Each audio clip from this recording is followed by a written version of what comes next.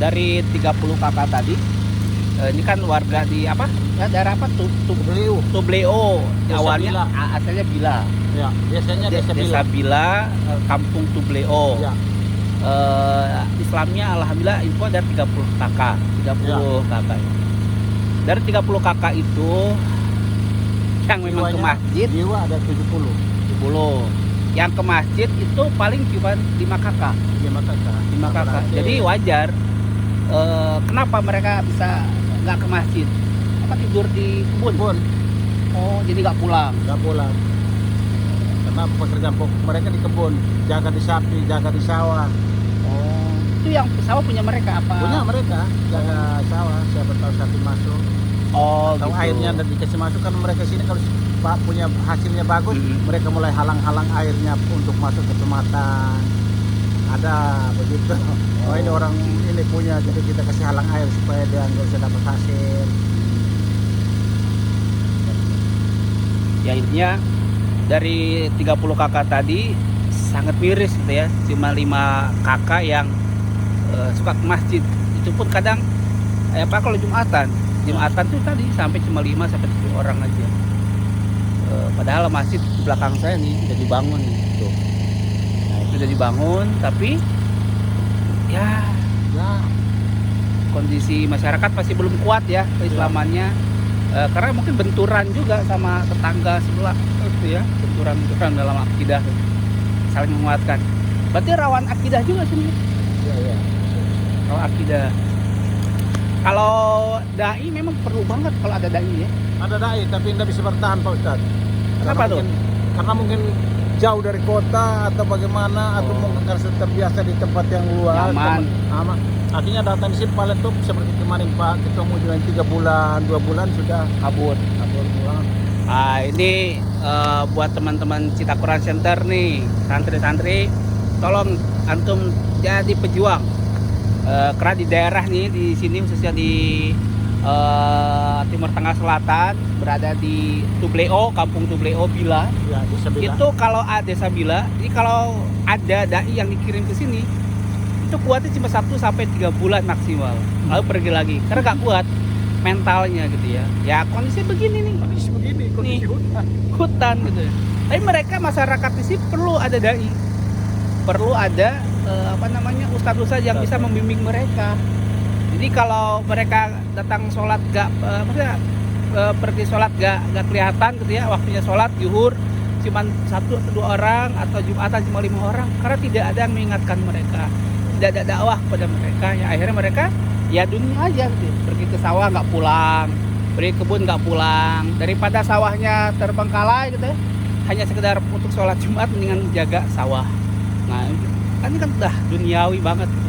Karena tidak ada dai yang kuat tinggal di sini. Nah, bagi para santri Cita Quran nih, khususnya Cita Quran Center, santrinya tolong niatkan antum bila perlu tinggal di sini setahun 2 tahun dakwah gini. Tantangannya luar biasa, tapi pahalanya pun luar biasa. Jadi perlu dai yang mau siap terjun ke Cita Quran Center, dididik, pulang ke sini. Pak ya? Perlu banget dai, Pak. Perlu. Tapi yang dai yang di sini, kalau dari center berarti sudah disiapkan untuk mungkin setiap bulan dia punya sabunnya, apanya, kurang. Karena dai di sini ada, tapi siapa mau kasih mereka?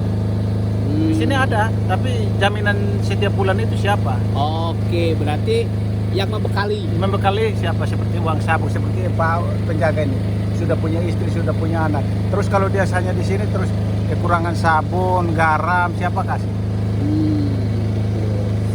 Nah ini cocok nih, kalau Cita Quran Center itu memang gini Pak, mereka tuh dai bekali usaha, punya mental untuk buka usaha. Nah jadi Pak Isahnya bisa dapat hasil pribadi, dia bisa bertani, punya modal, kasih modal, nanti jadi ustadz di sini bukan ustadz yang sekedar ngajak doang, dia pengusaha, jadi apa ya? Ya berdagang atau bertani, biar mereka nggak mengandalkan pemberian orang. Nah, kita harus dibekali. Dia santri ustadz mandiri lah. Ini perlu banget nih kalau ada ini di sini ya. Ya. Tahun 2 tahun. Setahun, 2 tahun, setahun lah. Tahun lah ya. Kalau memang dia rasa memang enak mau 2 tahun silahkan. Oh, lebih pahalanya biar lebih gede. Lebih gede. Pak Wahab aman gak sini lagi? Saya ya dimana saja saya mau kemana ya. Yang penting niat saya itu tergantung dari kemauan juga dan mau ikhlas. Nah, Mau ikhlas. betul. Ikhlas, rela, Rela. ya nyawa pun diberikan. Kenapa? Benturan-benturan kalau kita hadapi kan. Ya, mata tangga sebelah kalau ada ribut-ribut ya harus mental kuat.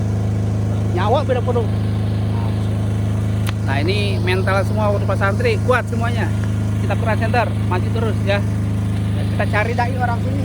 Ada orang sini bisa hafiz Quran asal tujuh, kirim kita Quran Center. Iya ya.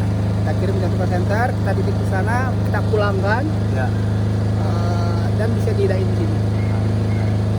Kita cari orang-orang yang mau siap jadi santri kita Quran Center. Karena sangat membutuhkan sekali Pak ya. Ya sangat membutuhkan. Karena di Aman Uban Timur sini bukan hanya satu masjid aja Pak Ustadz. Di sini ada 30-an masjid khususnya Aman Uban Timur ini. Kalau di dalam kota Soe itu cuma 4 masjid.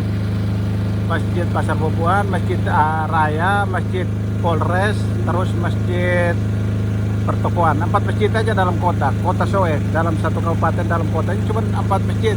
Tapi di satu kecamatan ini Pak Ustadz ada 30-an masjid musola. Oke. 30 masjid sekolah. Ya, 30-an masjid musola. Banyak juga. Banyak, malah banyak. Banyak di Malah sini ya. sentralnya mayoritasnya muslim itu di Amluban Timur ini. Yang tadi saya ceritakan tentang Raja Nope dengan Raja Isu, ada saling baku siku tentang jabatan ini itu, akhirnya si Raja Isu ada Oke. yang donor untuk ke Jakarta untuk menerima ini songkok hitam bulan datang, terus dia bilang saya sudah pakai ini, tinggal di masyarakat Ikut saya. ikut saya. Tapi waktu itu karena pembinaannya bekalnya kurang, akhirnya semua simpan dan PC hitam pulang itu. kembali semua. Karena pembinaan dengan adanya perjuangan sampai saat ini, mudah-mudahan kita berjuang terus supaya ini dinaikkan kembali, Amin. PC dinaikkan kembali. Siap. Ya, itu cerita tentang kondisi memang benturan antara tetangga muslim, Ya. sesama muslim juga masih begitu ya. juga begitu. Kayak rebutan lahan, Ya. lahan jabatan gitu ya. Itulah jelas belajar dari para sahabat ketika walaupun sama muslim saling legowo, saling apa namanya? Ya saling menjaga perasaan. Insyaallah. Nanti kita dengarkan lagi cerita-cerita dari Pak Wahab. Masya Allah luar biasa, dari mobil sekarang ceritanya luar banyak hal yang harus kita gali dari seorang Pak Wahab ya. Nah, ini insya Allah alhamdulillah saya pun bisa kesini karena Pak Wahab. Sehat terus Pak Wahab. Amin, amin. Lancar rezekinya, panjang umurnya, berkah hidupnya. Jadi contoh buat umat yang lain.